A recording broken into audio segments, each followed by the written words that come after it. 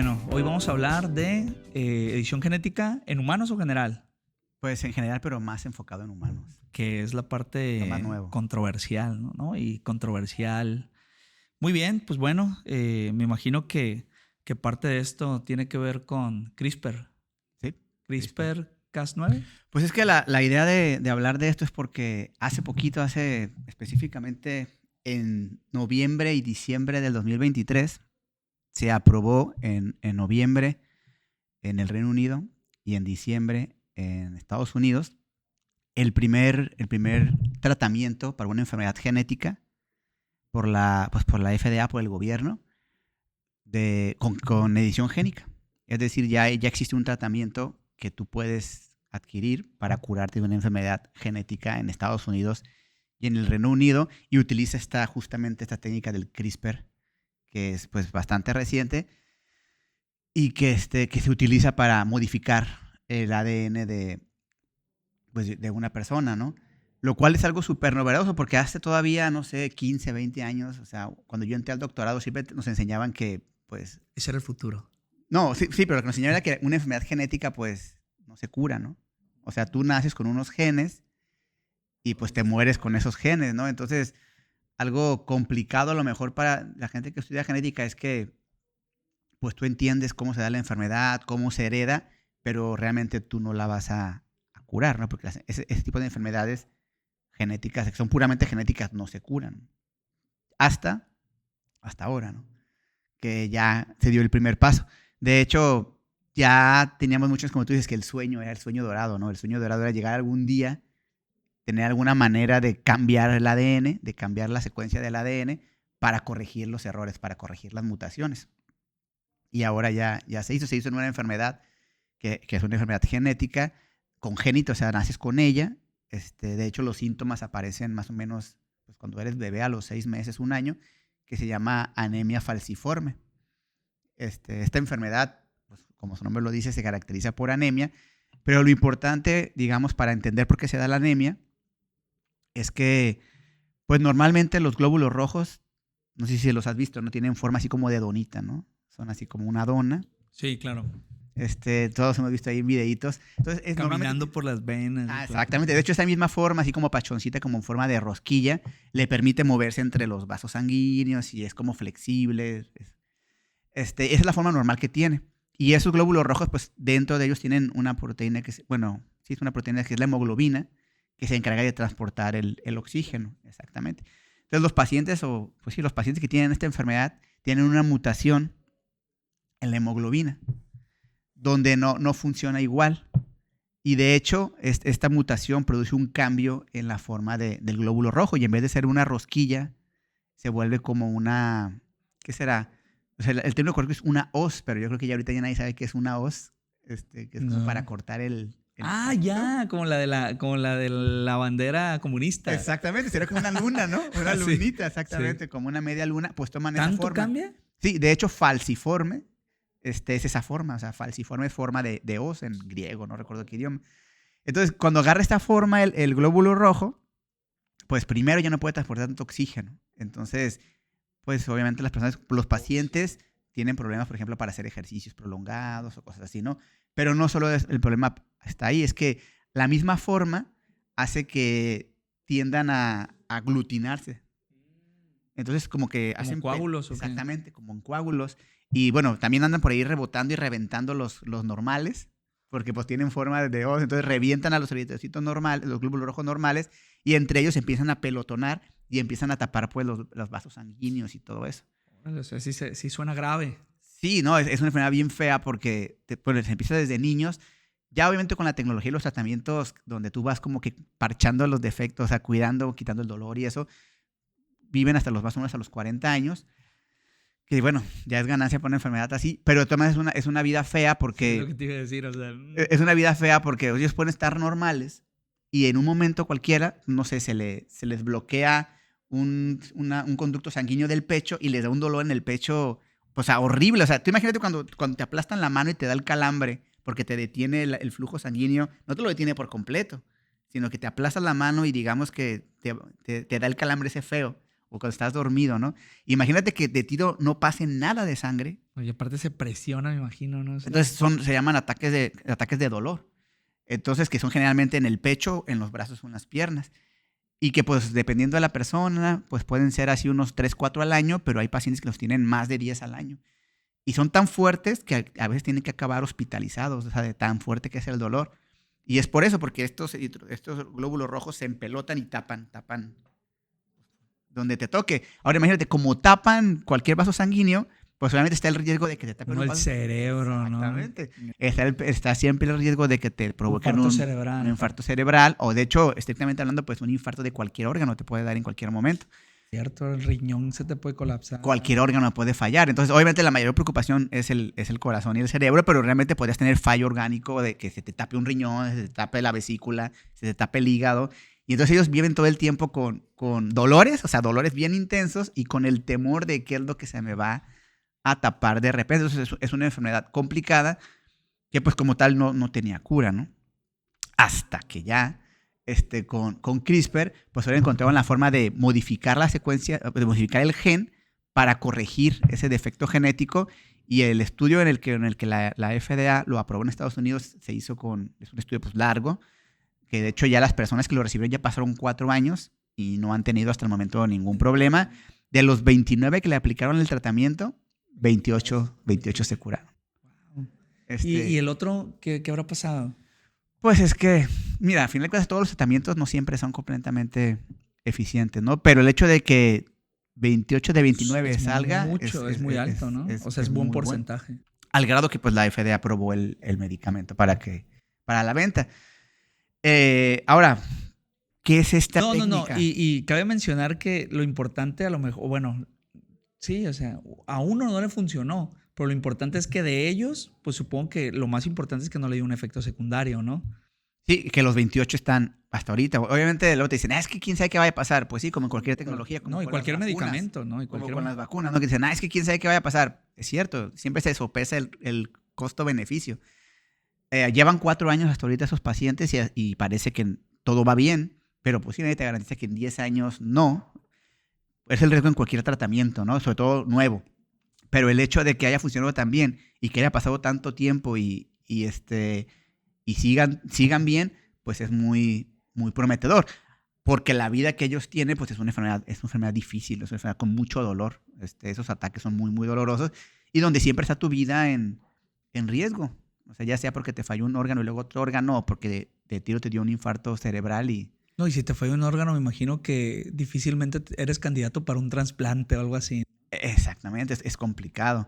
Entonces, pues es bueno porque en general las enfermedades genéticas tienden a ser pues feas, ¿no? O sea, son enfermedades con las que naces y generalmente tienden a ser pues aparatosas o complicadas, ¿no? Y pues ya se empieza. ¿Qué ejemplos nos puedes dar de enfermedades genéticas? Pues bueno, esta de la anemia es muy, muy conocida, pero hay otras, por ejemplo, la fibrosis quística, la hemofilia. La hemofilia es como la más común, incluso la menos problemática, ¿no? Es que hay diferentes niveles, o sea, hay hemofilia ligera, donde uno se imagina que te sale sangre y no te para tan fácil el sangrado, pero hay hemofilias muy severas, donde los bebés, por ejemplo, simplemente el hecho de tenerlos en la cuna, se les arman unos moretones y se les hacen unas bolas de sangre acumulada, ¿no? Y que normalmente pues el problema es que son coágulos, ¿no? Se coagulan y ¿a dónde van a parar esos coágulos? Exactamente. Entonces, pero hay muchas, ¿no? O la enfermedad de Huntington, o sea, hay... La que le dio a 3 en Dr. House. O sea, hay muchas, ¿no? que, por ejemplo, individualmente se les llama enfermedades raras o inclusive huérfanas también se les llega a decir, porque individualmente... ¿El síndrome de Down es eso? El síndrome sí es muy frecuente. Pero no, sí, a lo que voy a decir es una enfermedad genética, ¿no? Sí, pero esa es cromosómica. Exactamente, es lo que te iba a decir. Esa no, CRISPR no va a hacer nada, ¿no? Bueno, ¿Quién sabe? Ajá, quién sabe, ¿no? Pero ahorita está enfocada más en enfermedades donde la enfermedad te da porque te muta un gen. O sea, es más fácil corregir una letra, ¿no? O sea, es básicamente lo que hace. No tienes un gen que no funciona, pues como si fuera un procesador de Word, borras la palabra que esté equivocada y escribes la palabra correcta. Aquí igual, o sea, quitas el pedazo que está alterado y le pones el pedazo corregido y se corrige el gen. Contexto. Una cosa solamente tenía que hacer para este capítulo y era aplicar un Peña Nieto con qué es CRISPR, ¿no? Es Clustered Regularly Interspace Short Palindromic Repeats. Son las siglas, ¿no? Que tengo anotadas ahí, que serían repeticiones palindrómicas cortas, agrupadas y regularmente espaciadas, lo cual a la gente normal no le dice nada. No, pero CRISPR se ve bien chido. Sí, CRISPR-Cas9. Que básicamente, que voy a decir lo que entiendo y ya yo como mortal del tema, lo que entiendo. Básicamente es un proceso que tiene una bacteria, la cual tiene la capacidad de, en una secuencia genética, cortar, quitar y ¿cómo se dice? Meter, ¿no? O sea, cortar y reemplazar es la palabra que está buscando por otra, que en ese caso en las enfermedades me imagino que busca la parte que está en mutación y que te genera la deformidad en la proteína, la quita y la reemplaza con una que es la que comúnmente La normal, tenemos todos, ¿no? La normal. ¿Más o menos? Sí. Sí, Sí, es casi como un eso cortar es, ¿no? y pegar. Un Casi, control C, casi. control V Exactamente. de la ok. célula. Una bacteria, comentabas que era como una especie, es un mecanismo de defensa. ¿La bacteria para qué lo utiliza? Sí, exacto. A ver, vamos empezando, ¿no? CRISPR, como ya dije, es lo que significa. Lo único que entendí es palindrómico, lo cual es Anita Lava Latina, Ajá. pero comentas que es muy común en las cuestiones. Es una secuencia de ADN que se lee igual de un lado para el otro, ¿no? Eso es común. Pero a ver, ¿dónde se originó esto del CRISPR? El primer descubrimiento, por así decirlo, lo hizo un investigador de Japón en el 87, donde encontró precisamente eso que tú dices, o sea, encontró secuencias en las bacterias que estaban como espaciadas, o sea, como pedacitos de secuencias espaciadas y parecían como bien ordenadas, pero pues no sabía qué onda, ¿no? O sea, esas secuencias, pues, ¿qué? En una bacteria. En una bacteria. Si mal no recuerdo, era en E. coli. Con el paso del tiempo la empezaron a encontrar en otras bacterias y, por ejemplo, ya ahorita, como la mitad de las bacterias del mundo se les han encontrado estas regiones interespaciadas o CRISPR, y se ha visto que las arqueas, como el 90% de las arqueas tienen, que son otro tipo de procariotas, pero también son microorganismos, ¿no? Entonces, estaba padre que encontraste ahí unos pedacitos de ADN raros que estaban como acomodaditos en bloques, pero no sabías ni qué onda. Y ahí quedó, ¿no? Pero realmente, obviamente, empezaron a investigar, empezaron a dar cuenta que había pues más en otras bacterias y luego en otros organismos. Y en la investigación se empezaron a dar cuenta que esos pedacitos correspondían a secuencias de bacteriófagos. ¿Qué son los bacteriófagos? Pues fácilmente son virus que infectan a las bacterias, ¿no? O sea, los virus infectan a las células eucariotas, pero las bacterias también tienen sus virus y se llaman bacteriófagos o virus bacterianos, es lo mismo, ¿no? Entonces, cuando el virus infecta a la bacteria lanza un montón de enzimas que despedazan el virus extraño, ¿no? Es como su forma de defensa, como un sistema inmunitario rudimentario, parecido al que tenemos nosotros. Tenemos un sistema inmunitario como primario o innato, que es como de cualquier cosa rara que entra, lo aventamos y lo destruimos como se pueda, pero no tiene memoria inmunológica, es como la primera reacción que tiene el cuerpo. Es como cuando entra algo extraño y lo cubren los... Es un ejemplo, ajá. Lo atacan. Que no tiene nada que ver con cuestiones de inmunidad, sino más bien lo cubren, ¿no? Sí, pero es que sí es inmunidad, pero es inmunidad innata, como de primera línea, como inmunidad salvaje. Van y todos y te atacan y no les importa qué es, primitiva. Se pensaba que eso era lo que tenían las bacterias con sus enzimas. Entraba algo y le aventaban un montón de enzimas y destrúyelo, ¿no? Resulta que no. Y los humanos, bueno, los humanos en general, los eucariotas, los animales, tenemos un segundo sistema que es el adaptativo, que es el que más conocemos, que es el de los anticuerpos, ¿no? Que tenemos la capacidad de reconocemos un bicho externo, creamos un anticuerpo específico que lo bloquea. Y no solo eso, generamos memoria, que son como es lo que hacemos con las vacunas, ¿no? Para que la próxima vez que llegue el bicho, yo ya tengo el anticuerpo preparado y de volada lo ataco, ¿no?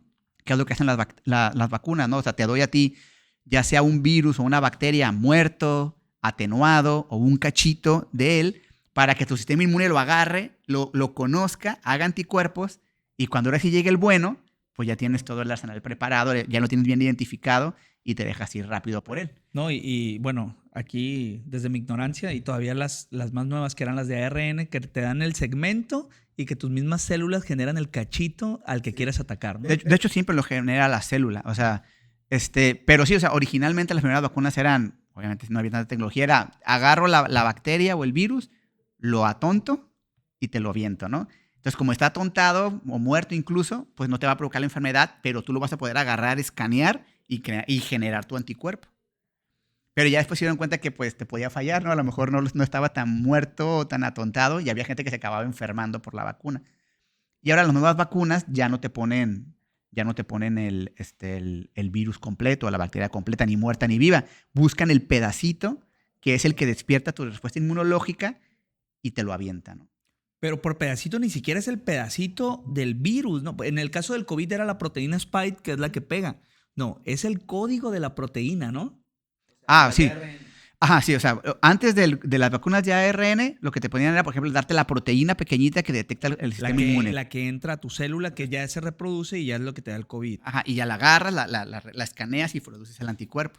Pero sí, las más nuevas, las de ARN, lo que pasan es te mandan el código para que tú lo agarres y la generes, exactamente.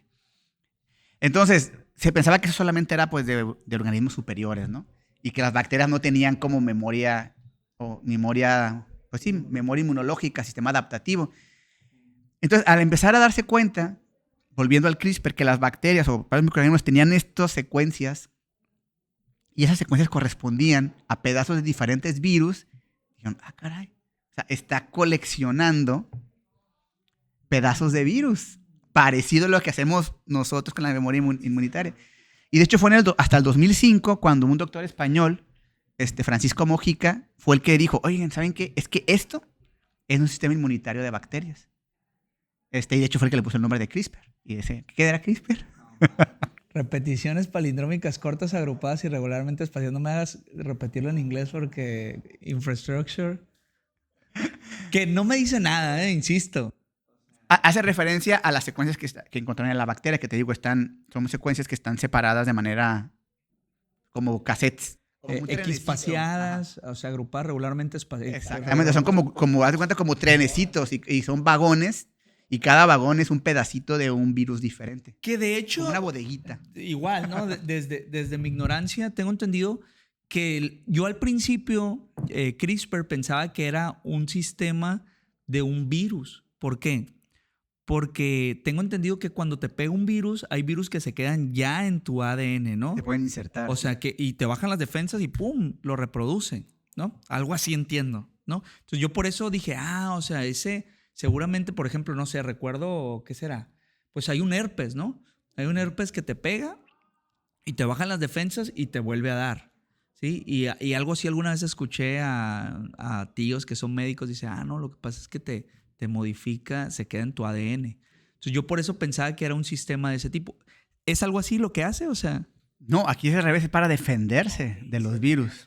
Aquí vamos por el sistema inmune, o sea, tiene una bodeguita con pedacitos de virus. Ahora ¿qué crees que hace? Oye, espérate, es como en el Oxxo cuando ponen, si ven este... Exactamente es eso, güey. O sea, y esquispaciados, no palindrómicos. Exactamente, es eso, es una pared con fotos de virus de, si lo ves, mátalo, échatelo encima. Exactamente eso es. Entonces, cuando ya entra un bacteriófago, ya funciona la cuestión. Lo que va a hacer es ir a su bodeguita y va a agarrar el pedazo de ese virus y lo va a convertir en una molécula guía. Y ese guía lo agarra una enzima, que es Cas9, la famosa Cas9, que es enzima lo que hace es cortar el ADN. Y entonces ya, digamos que la Cas9 ya sabe qué tiene que buscar. Tiene su guía. Entonces dice, buscando. Y donde encuentra eso, que es el bacteriófago, lo destruye. Bueno, le rompe el ADN, pues, ¿no? Pero eso era descubrir un sistema inmunitario en bacterias. Fue en 2005. Pero no fue hasta el 2012, o sea, fíjate, cuando ya realmente entramos en el CRISPR como lo ubicamos ahorita. Jennifer Doudna y Emmanuel Charpentier, que ganaron el premio Nobel en 2020 por CRISPR, se dieron cuenta que podías tomar eso y convertirlo en una técnica de ingeniería genética. Que ahí hubo, ¿cómo se llama? Hubo argüende, ¿no? En ese premio Nobel. Sí, pero lo que pasa es que... patente, ¿verdad? Ajá, fue por la patente, no por el premio Nobel. Aunque algunos creen que por ejemplo, que el doctor Mojica debió haber sido considerado, porque de alguna forma él fue el que descubrió el sistema inmune y incluso lo bautizó, ¿no? Pero aquí la cuestión es que el premio Nobel no lo dieron por descubrir el sistema inmune, sino por desarrollar una técnica de ingeniería genética que te permite editar el ADN. Pero bueno, en los premios Nobel siempre hay controversia. Sí, pero ahí no había algo de que los dos lo descubrieron, así como un poquito como lo del el episodio maldito del proyecto del genoma humano, ¿cómo se llama? Sí, hay otro doctor, no me acuerdo del nombre, Zhang, creo que es asiático, que también estuvo trabajando el mismo año con CRISPR. Y él lo patentó en Estados Unidos. O sea, aquí la cosa es otro chisme, ¿no? Pero, o sea, en Estados Unidos lo patentó una persona diferente a las que ganaron el premio Nobel. Entonces, ahí el conflicto era por la patente, o sea, porque decían, no, bueno, no, ni tanto los investigadores, porque entre ellos hasta colaboran, ¿no? Las universidades de cada investigador y todo el dinero que va a venir de eso, ¿no? Donde la universidad de acá decía, oye, no, espérate, es que hasta les dieron el premio Nobel a las mías por eso, la patente es mía. Entonces decían, no, mi investigador tiene la patente. Ya es un juicio, pues, pero esa es cosa de pleito por la patente, ¿no? Que al final, pues, no, o sea, como siempre en la ciencia, pero no es que una ver con persona. El premio Nobel. No, el premio Nobel se lo dieron ellas dos. Dos mujeres, ¿verdad? Dos mujeres. Y bueno, no se impugnó. Sí hay resentimiento, sobre todo en la sociedad más latina y hispana, del doctor Mojica por ser español. Ah, pero cierto, en realidad. Se había escuchado eso. En realidad, pues yo creo que en general estamos de acuerdo en que pues, ellas dos son las... No, pues si ves cualquier premio Nobel te puede decir, no, pues al final la ciencia se basa en descubrimientos anteriores, ¿no? Entonces ahí donde termina el güey que te ayudó antes, ¿no? Sí, aunque ahí sí es un ayudo, o sea, sí es muy importante, ¿no? O sea, el mecanismo que da lugar a tu técnica total. De hecho, ha habido premios o sea, no solo el Nobel, hay otros premios de ciencia. Que la verdad, él mismo posiblemente era o sea, la verdad era un gran descubrimiento, ¿no? Claro, era un gran, o sea, ahorita me lo contaste y me quedé, híjole. Sí, no, grandísimo. Por eso, igual no se descarta que él pudiera en algún momento recibir el premio Nobel por descubrir el sistema inmune. ¿Sigue vivo? Sí, sigue vivo. Ah, porque ya ves que póstumos ya. No, sí, sigue vivo. O sea, no solamente tienes que esforzarte en sacar algo perro, sino esforzarte en no morirte en el intento. Que te lo reconozcan antes de que te mueras. Antes de que te mueras. Que yo así, un momento así bien conmovedor se me hace cuando anuncian el Higgs. Y el señor Peter Higgs ya todo grande dice, no manches, yo pensaba que no lo iba a ver este momento. Y dices, aparte, o sea, tienes que durar, ¿no? Porque no sé. Sí, pues muchos se han muerto antes de recibirlo, ¿no? Sí, no, y lo más triste, ¿no? Se lo dan al grupo de los güeyes que siguen vivos. Ándale. Bueno, pero eso está menos peor, ¿no? Porque al menos es gente que trabajó ahí. Pues sí, güey, pero dices, o sea, la única diferencia entre que ellos se los den o no es que al otro le dio cáncer antes, así, no, pues... Pero sí es cierto. Bueno, entonces, en el 2012, ellas se dan cuenta de que ese sistema inmune, si tú tienes, acuérdate, lo que hace es busca en sus regiones CRISPR, toma ese guía y ese guía te dice dónde ir a cortar. Entonces, lo que hacen es que ese sistema lo agregan a eucariotas y tú le das la guía. ¿Sí me explico? O sea, tú le dices cuál va a ser. Cuál atacar. Exactamente. Tú le vas a decir qué secuencia va a ir a hacer el cortar y pegar. Y entonces ya tú le puedes seleccionar cualquier sección de un gen, cualquier mutación, y CRISPR va a ir específicamente a esa región a hacer el proceso del control. ¿Qué? O control X, control V. Control X, control V. Bueno, no sé cómo yo tengo Mac, no sé cómo es. Command X, Command V. No, ¿cómo es en acá? Pero. Y entonces, pues ahí donde inmediatamente la gente ve el potencial, porque ahora sí puedes aplicar eso en cualquier cosa. Y tiene un montón de ventajas. No es la primera técnica de edición genética, ya había habido otras. ¿Anteriormente cómo se hacía? Pues hay varias, ¿no? Con nombres más raros. Biobalística, yo me acuerdo que... no, pero eso no es edición génica. Eso es para transgénicos. Ajá, sí, eso es para transgénicos. No, pero sí había técnicas de edición génica, ¿no? Dedos de zinc y había otras técnicas, ¿no? Pero eran complicadas, costosas, no muy eficientes, y CRISPR llegó para hacer una técnica realmente barata. Complicadas, CRISPR. Repeticiones palindrómicas, o sea, ni el nombre. No de decir, de hacer. Decir, no, es bien... cristalografía de rayos X, muy fácil de utilizar. Así. No, pero esta realmente... Sí, a comparación de las demás. Sí, exactamente. Es sencillo en teoría hacer y no es tan caro como uno pensaría para una técnica de edición. Y entonces, fíjense, en 2012 realmente se descubrió como técnica y para ahorita en 2023, el año pasado, porque fue en diciembre, se aprobó el primer medicamento en seres humanos. en seres humanos ya ha habido un montón de investigaciones y de aplicaciones en otros organismos, ¿no? Porque obviamente los humanos son más regulados, ¿no? Por ejemplo, en plantas es donde más se da porque de alguna manera, sobre todo en la primera generación de CRISPR, van saliendo nuevas generaciones donde les van modificando, les van puliendo. Sobre todo en la primera generación se observaba con cierta frecuencia inespecificidad en el corte. Entonces, obviamente, eso hacía que no lo podías aplicar en humanos porque imagínate donde te falle, ¿no? Pero en plantas, pues no había tanto problema, ¿no? O sea, mientras el tomate fuera más grande, pues no importaba que fuera un poquito más desabrido. Dijeron los veganos, las plantas no tienen alma. Exactamente. Entonces, hay un montón ya de aplicaciones, ¿no? Por ejemplo, desde cultivos de arroz, de maíz, de trigo, de soya, de tomate, que les han editado genes, por ejemplo, para incrementar la resistencia a infecciones por hongos. Hay un arroz donde hay un hongo que ataca muchísimo al arroz a nivel mundial y que baja un montón la producción. El Cordyceps. No sé cómo se llama, pero... No me toques ese tema. Ese hongo, pues ya hicieron una especie de una infección genética para que el arroz sea inmune, ¿no? Pero ahí que generará, o sea, ¿cómo? Pues podría ser que generalmente los virus necesitan bueno, si cualquier organismo necesita generalmente transportadores, o sea, como receptores. Y, por ejemplo, te vamos a hablar de las niñas CRISPR, que lo que se le hace es cambiar la proteína que se encarga de recibir el virus, ¿no? Del VIH, ¿no? Creo Del VIH. Pero bueno, también hay cultivos que se han hecho resistentes a la sequía o a la salinidad con CRISPR, o con características nutricionales, ¿no? Con más de algún tipo de nutriente. Incluso hace no tanto salió un trigo también, que un gluten free. O sea, lo editaron genéticamente para que los celíacos, que son los que no pueden comer gluten. Que no, señora, si usted no es celíaca... No pasa nada, el gluten no hace nada. Nomás está el pan más malo. Exactamente, el gluten le afecta a la gente que no lo puede metabolizar. Que mexicanos normalmente casi no son, ¿no? Se da más en personas... donde su dieta está más enfocada en el trigo. No sé, pero generalmente las enfermedades genéticas son raras. De hecho, no quería decirte eso, ¿no? Sí, cierto. Pero ahorita me acordé, lo que decirte de las enfermedades genéticas, por ejemplo, esta de la fue el nombre, de la anemia falciforme, es más o menos 1 cada 10,000 personas. Y en general las enfermedades genéticas son muy raras, así de 1 en cada 10,000, 1 en cada 15,000. Pero juntas son muchas, ¿no? Esa es la cosa.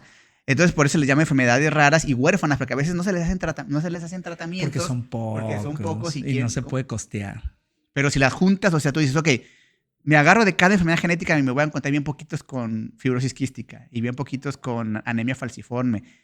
Pero si junto todos los que están en ese grupo de enfermedades olvidadas, pues es mucha gente que está siendo olvidada, ¿no? Y entonces se les trata de agrupar. Y ahorita vamos a ver el problema que tiene el tratamiento es el costo, ¿no? Pero ahorita vamos a regresar a la anemia falciforme. Sí, porque... Tienes que recuperar la inversión y si hay muy poquitos pacientes... Y yo no me imagino ni qué onda, o sea, ¿es una inyección, es una pastilla o es inhalado como la Frin? Creo que ahorita te lo cuento. Nomás déjame acabar con las plantas. Bueno, entonces ya después de las plantas pasaron a los animales, donde también, por ejemplo, hay ganado que lo hicieron resistente a la tuberculosis. También hicieron cerditos resistentes a una enfermedad que se llama síndrome respiratorio reproductivo porcino, que también afecta mucho a los cerdillos, pues también ya los hicieron inmunes. Y hay otros como interesantes que han hecho en un montón de animales, ¿no? En vacas, en cabras, en ratones, en ovejas, que es un gen que se llama el gen de la miostatina. Ese gen de la miostatina es como un regulador negativo de la formación de músculos. Digamos que limita el crecimiento de músculos. Cuando tú apagas ese gen... Mamadísimo. Exactamente. Súper fortachón te pone, ¿no? Entonces, de hecho, eso existe. No sé si alguna vez viste... Yo sí me he tocado ver fotos de un toro así súper musculoso. Sí. Y a mí me ha tocado que en broma ponen, este toro es transgénico. No. Ese toro súper musculoso que sale, es una variedad de... enfermedad genética. Bueno, no es una enfermedad, pero tiene una variación genética, exactamente. De hecho, es una especie que se llama azul belga. Porque hasta los... Bueno, es una variedad que la fueron en Bélgica, pues se llama azul belga. O sea, lo fueron cruzando y se encontraron que de repente le salió un toro acá con el fenotipo se llama doble musculatura. O sea, ya tiene el doble de músculo. Y pues lo cruzan y lo van cuidando. Y es ya una variedad que se llama, o una raza, por así decirlo, que se llama azul belga. Entonces ya después dijeron, oye, que tiene está bien chido, bien grandote, ¿no? Y se dieron cuenta que tenía mutado un gen, que es este gen de la miostatina. Y entonces dijeron, ¿y si lo apagamos nosotros? Y pues ya lo han hecho en un montón de animales. Le apagan el gen de la miostatina y ¡pum! Se hacen más fuertes, ¿no? Que para la ganadería es bueno, ¿no? O sea, porque pues hay más carnita para vender, ¿no? Más sexy, el animal más sexy. Exactamente. Entonces, pues bueno, obviamente el siguiente paso, si ya lo hiciste en plantas y lo hiciste en animales, pues era llegar a los humanos, ¿no? Donde ya desde hace años pues ya estaban experimentos en el laboratorio y en embriones, así, pero sin implantar, nada más así como en células embrionarias. Y ya se veía venir que ya andaba... Ya les picaba. Ajá, ya les picaba, ¿no? A ver. Una pregunta.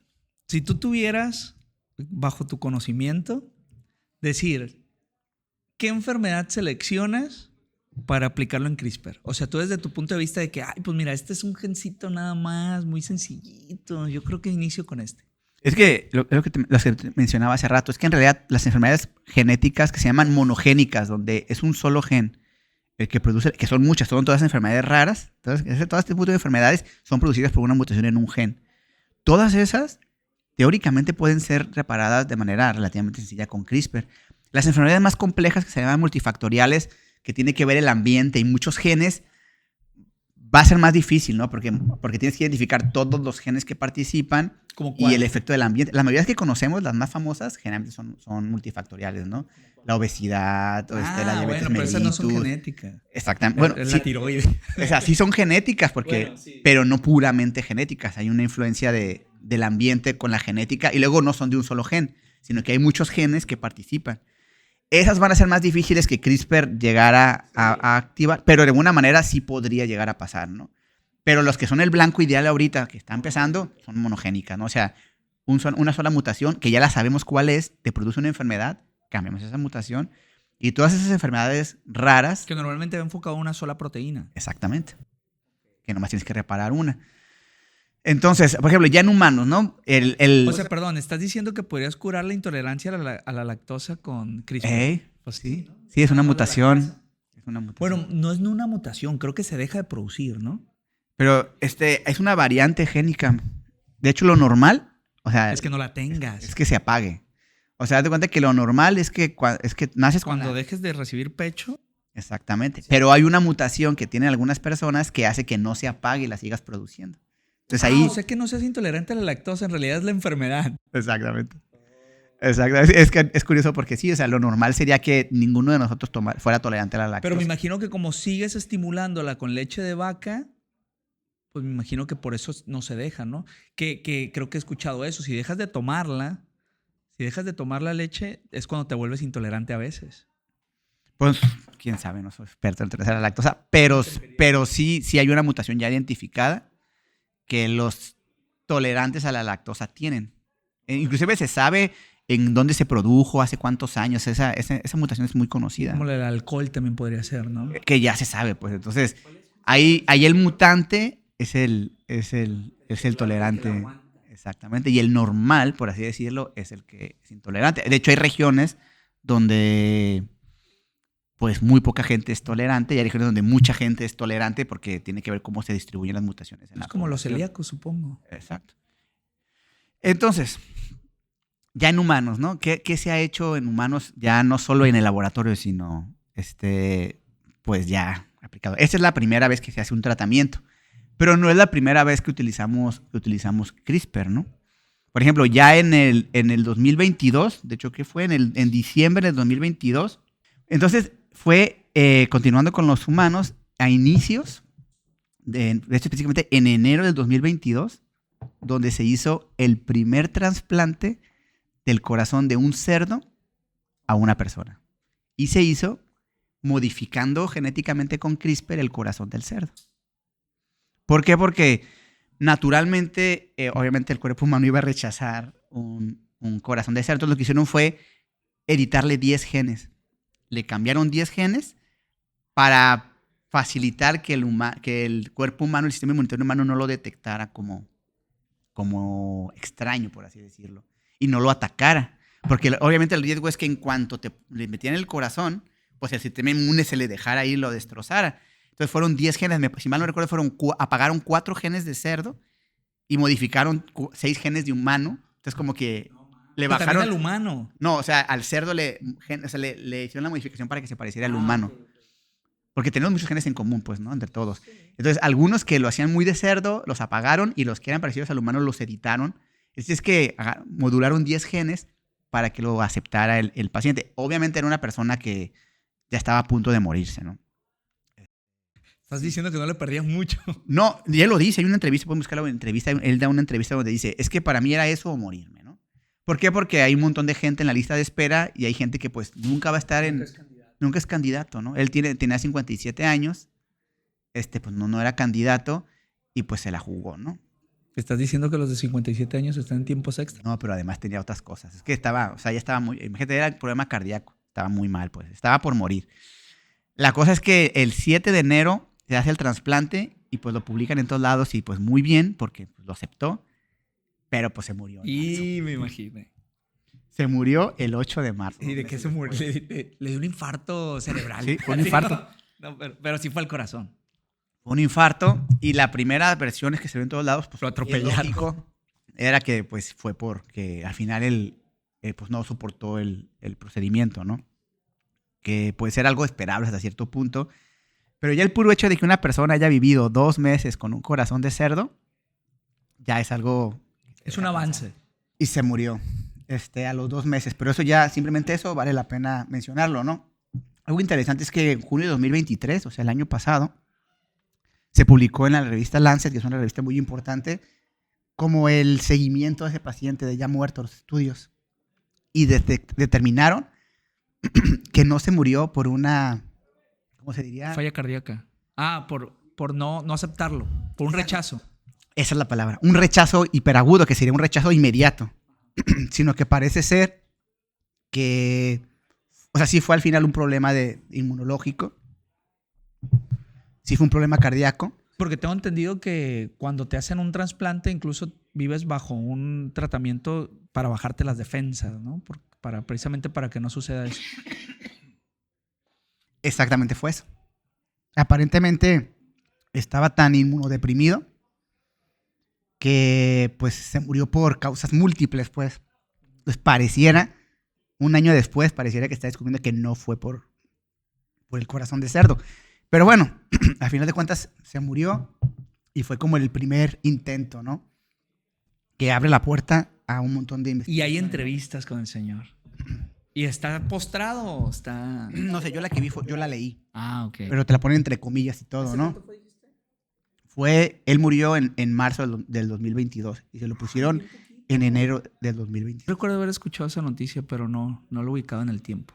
Entonces ahí ya se veía para dónde iba, ¿no?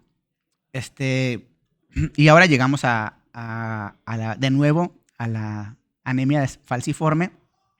Y volviendo a tu pregunta, ¿qué es lo que hacen? Bueno, como el problema está en los glóbulos rojos, que tienen esa mutación, haz de cuenta que los glóbulos rojos, bueno, todas las células sanguíneas, se producen en la médula ósea. Ahí es la fabriquita, ¿no? Entonces lo que haces es como una especie de trasplante autólogo de médula ósea. Autólogo significa que es de ti mismo, ¿no? Porque yo te puedo transferir a ti si somos compatibles, pero también puedo transferir yo solo.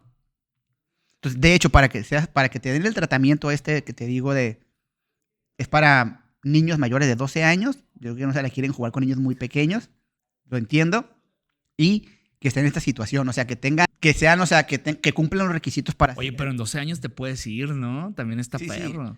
Sí, pero pues es más difícil que tú pruebes un medicamento en niños más pequeños, o sea, es que... Yo creo que dentro de un tiempo ya lo irán bajando, ¿no? No, incluso yo creo que lo van a detectar en el embrión y palo. Ese es el paso más adelante, pero eso ya... Ahorita vamos a eso, ya es otra cosa entre problemas bioéticos, ¿no? Pero entonces, tiene que tener 12 años, tiene que ser como cumplir con los requisitos para poder ser objeto de trasplante de médula ósea y no debe tener nadie que le done, ¿no? O sea, si tú tienes una mamá o un hermano con el que eres compatible, pues entonces que te transfiera a tu mamá o tu hermano antes de que te den la terapia, ¿no? O sea, no ocupas CRISPR si tu mamá te puede donar. O te dicen, ¿sabes qué? Primero, pues mejor haz eso, ¿no? Además de que el costo es elevadísimo, pero bueno. Es que es lo que hacen entonces del tratamiento. Bueno, de este tratamiento específicamente se calcula que el tratamiento va a costar $2 millones. O sea, todavía no lo venden. Está probado. Pero ya lo van a vender y el costo estimado, o sea, obviamente ya empiezan a hacer el costo de lo que costó desarrollarlo y todo eso para que recupere ganancia la cantidad de gente que lo puede tener, porque hay muy pocos enfermos, y se calcula que va a ser el tratamiento de 2 millones. Suena muchísimo, pero en realidad los tratamientos que hay, aunque no sean de CRISPR, o sea, tratamientos de cualquier tipo, en ese tipo de enfermedades que realmente son buenos, son carísimos. Normalmente lo paga un seguro, ¿no? Esa es la cosa, si el seguro lo va... Es algo reciente, no sabemos todavía cómo va a funcionar, ¿no? Si el seguro lo va a pagar o no. Debería, porque ya no es experimental. El momento que lo aprueba la FDA, deja de ser experimental. Pero bueno, ya se verá. Pero entonces lo que hacen es, tiene 12 años, se le puede hacer un trasplante, tiene los requisitos, pero pues no hay quien le done. Entonces, bueno, le sacan células madre hematopoyéticas, o sea, células de la médula ósea que van a dar lugar a células sanguíneas, y a esas células les haces el CRISPR. Les editas el gen. Y las haces crecer y se las regresas. Y entonces ya son sus mismas células, pero células madre que van a dar lugar a las células sanguíneas. La médula ósea es célula madre. Sí, es principalmente célula madre. La célula madre es la que pueda convertirse en otro tipo de células. Entonces cualquier tipo de célula sanguínea se forma en las células madre de la médula. Entonces tú tomas esas células madre, las editas, las regresas y entonces cuando empiezan a fabricar... Ya son células normales. Células normales, exactamente. Y 28 de 29, pues funcionó. Entonces es un trasplante, ¿no? Bueno, ahí te explicas por qué a lo mejor uno no funciona. O sea, no es una pastilla, vaya. Exactamente. No, y tú dices, bueno, como tú dices, es que si tu mamá te lo puede hacer, ¿por qué no lo haces? Es que en realidad un trasplante de médula ósea es peligroso, y es peligroso, ¿no? Tiene una alta tasa de mortalidad. ¿En serio? O sea, pero para muchas, es lo único, ¿no? Para leucemias, para muchos tipos de enfermedades de la sangre, pues es la única opción que tienen realmente. Cuando tú donas médula, es arriesgado. Sí, aunque es más arriesgado el que la recibe. Por la cuestión del rechazo de... O sea, a ti te va a doler, porque imagínate, tienen que sacártela de... Te trae el hueso, exactamente, ¿no? Te va a doler un montón, ¿no? Pero el que se puede morir es el que la recibe porque es el que el sistema inmune lo puede accesar. Entonces, este tratamiento, si tú te fijas, pues son células de él, células, pues digamos, se llaman somáticas con las que ya no naciste con ellas, sino que tú las estás produciendo, las cambias y las regresas. Eso se llama terapia génica somática, con células, digamos, adultas, se dice, o sea, células no embrionarias. Obviamente, una posibilidad sería la que tú dices. En vez de hacer esto en células adultas, hacerlo en células embrionarias, y así desde el embrión tú podrías editar el gen y nacería libre de mutación. Pero pues ahorita la investigación en células embrionarias pues en muchos países está prohibida y es complicado, ¿no? Y vamos al caso de cuando alguien decidió, y eso sí pasó ya en el 2018, en China, el doctor He Jiankui. Suena chino. Es chino, de hecho es chino. Decidió sin decirle a nadie. No suena hondureño, la verdad. ¿No? Sin decirle a nadie, agarró a una pareja donde, si mal no recuerdo, el papá tenía VIH y la mamá no. Pues había un riesgo de transmisión, ¿no? O los dos tenían VIH, no recuerdo, pero bueno, el chiste es que uno de los dos tenía VIH, y lo que hizo fue tomar 2 embriones de ellos, o sea, juntó óvulos y espermatozoides, creó 2 embriones y les editó con CRISPR el ADN a las células embrionarias. Sí, porque si mal no recuerdo, en la prepa no te infectas de VIH necesariamente si tus papás tienen VIH, ¿no? De hecho, te infectas en el momento de nacer, algo así, ¿no? No me recuerdo cuál es la palabra.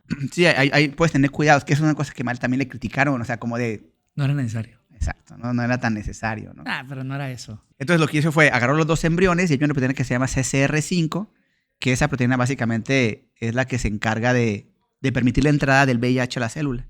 Entonces la eliminó y entonces el VIH ya no puede entrar a la célula. Pero... Esas 2 niñas, en teoría, Lulu y Nana, son inmunes al VIH. Y como está en sus células embrionarias, o sea, lo van a tener en todas sus células. Y teóricamente ellas podrían, de adulto, estar en contacto con el virus. Y no pasaría nada. De hecho, esa mutación se escogió porque ya se ha reportado gente que de manera natural... tiene esa mutación y es inmune al VIH. Exactamente. Lo que sí leí es que también esa secuencia interactúa con algo de la gripa.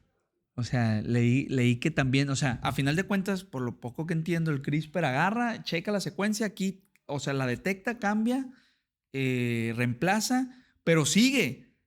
No, en este caso lo que pasa es que la proteína CCR5 no tiene solo una función. Eso es lo que voy. La comunidad científica se le echó encima. Primero porque no está bien visto ahorita, es casi ilegal en casi todos los países. Lo hizo en secreto. O sea, el gobierno chino dice pues, que ellos no sabían, ¿no? No lo aprobaron, nada, ¿no? Entonces, aquí el problema es que, ok, no le va a dar el SIDA, pero esa proteína CCR5 participa en otras funciones celulares. ¿Qué efecto va a tener en esas funciones celulares? La cosa es que nunca lo vamos a saber porque ahorita, ¿dónde están las dos niñas? Son el secreto mayor guardado en el gobierno chino, o sea. Pero sí supieron qué niñas eran, Sí, porque claro. tengo entendido que ni siquiera, según yo, era una serie de parejas que no supieron. No, es que, o sea, él sí sabía, pues, pero obviamente por ética tú no dices quién. De hecho, no son sus nombres, son seudónimos. Pero obviamente cuando el gobierno chino lo agarra, ¿tú crees que no le sacaron la identidad? De hecho, él fue condenado a 3 años de cárcel. Según el debido proceso, yo supongo que no. No, pero bueno, yo creo que le han dicho, ya te bajamos la condena si... No, inclusive te obligan. Ajá, exactamente. O sea, al final, seguramente el gobierno chino pues sabe quiénes son y las ha de estar vigilando, ¿no? Pero nunca vamos a saber nada. Y la otra es que quizá también no sabemos si al final de cuentas nada más él sabía o más gente sabía, ¿no? Porque quieras o no, tú como país a lo mejor dices, no está tan mal ser pionero de este tipo de cosas, ¿no? Claro, o sea, que tú puedas perfeccionar. O sea, obviamente utilizaste no, yo no sabía, ¿no? Pero quién sabe, ¿no? También sería interesante poder domar la técnica y ser pionero en edición genética en humanos, ¿no? Sí, porque ahí obviamente toda la comunidad científica se le echó encima al amigo, ¿no? Porque pues obviamente fue irresponsable, lo hizo. Luego aparentemente ni siquiera le explicó bien a la pareja lo que iba a hacer. No, y aunque me lo expliques, o sea, No lo pasó por ningún comité de ética institucional, o sea, lo hizo por debajo, lo hizo mal, pues. Incluso lo hizo muy pronto para la técnica, o sea, hasta ahorita en el 2023 tuvimos primer tratamiento en células ya adultas, por así decirlo, aprobado. En el 2018 ya lo estaba haciendo en células embrionarias, cuando la técnica todavía seguramente tiene un montón de cortes inespecíficos, como decíamos hace rato. Entonces, fíjate, en el 2012 se identificó, o sea, se esperó 6 años y ya lo estaba haciendo en embriones humanos, ya había creado 2 bebés. Sí, porque, perdón, bueno, no sé, ¿no? También desde mi ignorancia, tengo entendido que, por ejemplo, busca la secuencia, la encuentra, la reemplaza, pero sigue, ¿no? Y si esa secuencia se repite. Sí, bueno, por ahí tú tienes que diseñar para que eso no pase, ¿no? O sea, sería imperdonable que tú pusieras una guía que tuviera 2 copias en el ADN, eso no. Pero qué tan poco probable es, pues al final de cuentas son 4 bases. Pero, ¿Sí? Sí. No, eso sí lo puedes hacer, o sea, te daría, no me acuerdo del número, pero se puede calcular. Mira, porque tú piensas en la bacteria y dices, bueno, la bacteria tiene una secuencia genética bien chiquita, pero piensas en una planta, en un ajolote. No, pero ya, por ejemplo, un fragmento por ejemplo, para la PCR, utilizamos primers que son de 18 a 25 pares de bases. Porque se calcula que con 18 o 25 pares de bases de longitud... Ya no se repite tanto. Ya no, exactamente. Tan poquitas, yo pensaría... Pero imagínate la cantidad de combinaciones que puedes sacar de 26 pares de bases. Pero yo pensaría a ver, ¿tú qué que... es matemático? No, vaya. Yo pensaría que son pocas, 26. O sea, para tan largo el material genético completo que se repetía... No tengo el cálculo, pero sí hay quien ha hecho el cálculo de cuántas combinaciones puedes hacer con 4 bases y 26 lugares. Y es una brutalidad. Sí. Entonces... Pero pues el código genético en sí es una brutalidad. Y además obviamente tienes bases de datos donde tú la secuencia la vas a meter y te la va a alinear en el bioinformática, pues. Claro. Entonces tú ya puedes saber, hay programas incluso que te dicen dónde se va a unir y todo. Pero aún a pesar de eso, sí se veía que por razones tal vez no tanto de secuencia, la enzima, sobre todo al principio, pues podía cortar en otro lado, pues como que ya andaba por ahí y a lo mejor no era la misma, pero se parecía y daba un cortecito, ¿no? Se supone que eso ya lo han ido corrigiendo, ¿no? Le das metiendo más candados de seguridad de hecho, ya no solo hay Cas9, ya hay otras Cas también que se utilizan, ¿no?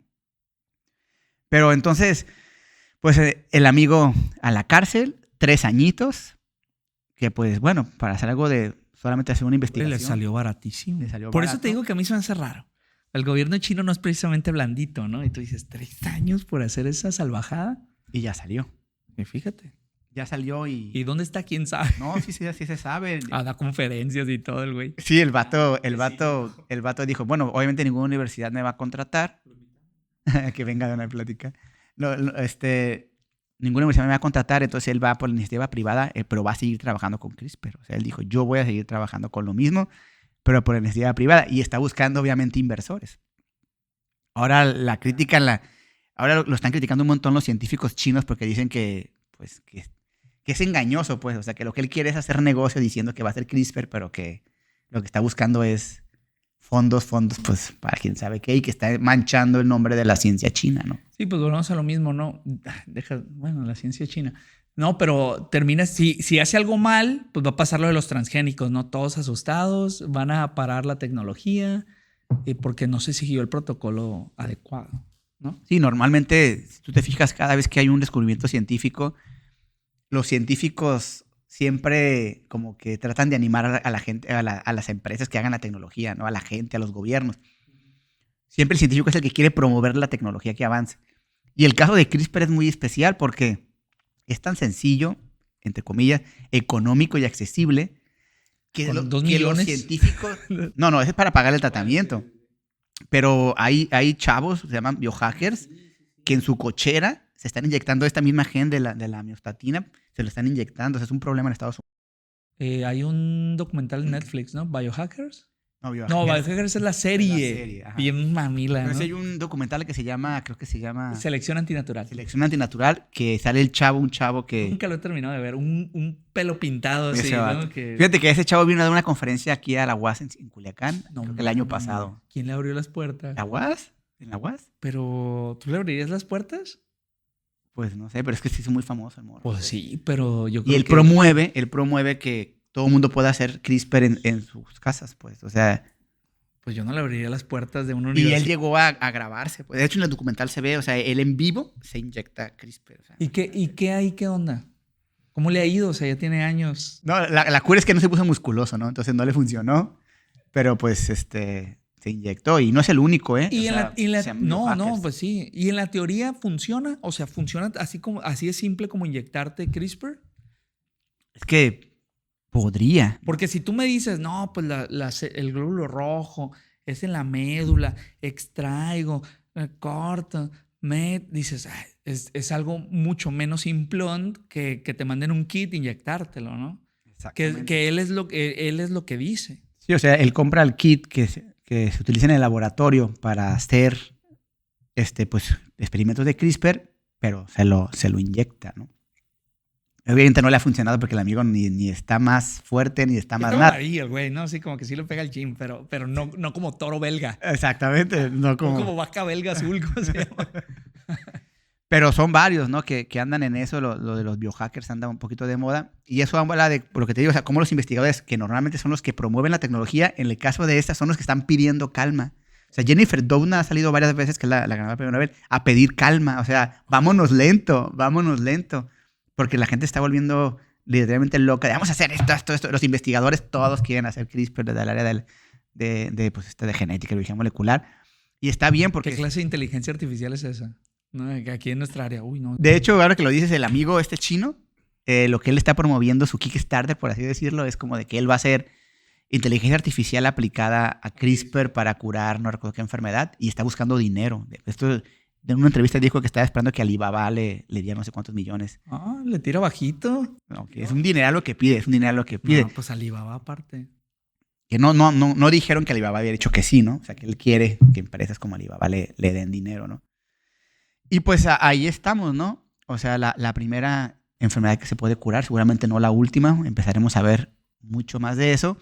Y queda ahí abierta la puerta a que si tú puedes editar los genes para curar una enfermedad, el siguiente paso lógico es editar los genes, pues para cosas no médicas, ¿no? O sea, ¿Qué cosas se podría hacer?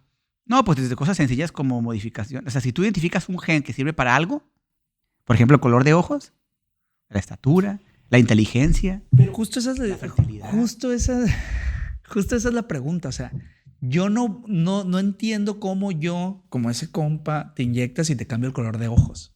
No funciona así, ¿no? No, exactamente. Yo me Pero imagino sí que podría para haber que funcione el color de ojos tiene que ser en células embrionarias. O sea, ahí la cosa sería una empresa que te diga, yo te voy a hacer la fertilización in vitro y además te puedo, pues ya te voy a hacer tu embrioncito, pues déjatelo edito. Entonces, en teoría, tú así. ¿Has visto Gattaca?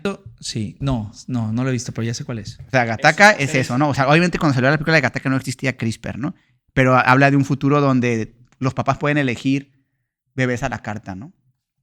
Entonces, fíjate, esa película es como de los 90 y tantos, era ciencia ficción, y ahora ya está aquí a la vuelta de la esquina, O sea, ya ¿no? nomás las regulaciones son los que te lo están deteniendo, ¿no?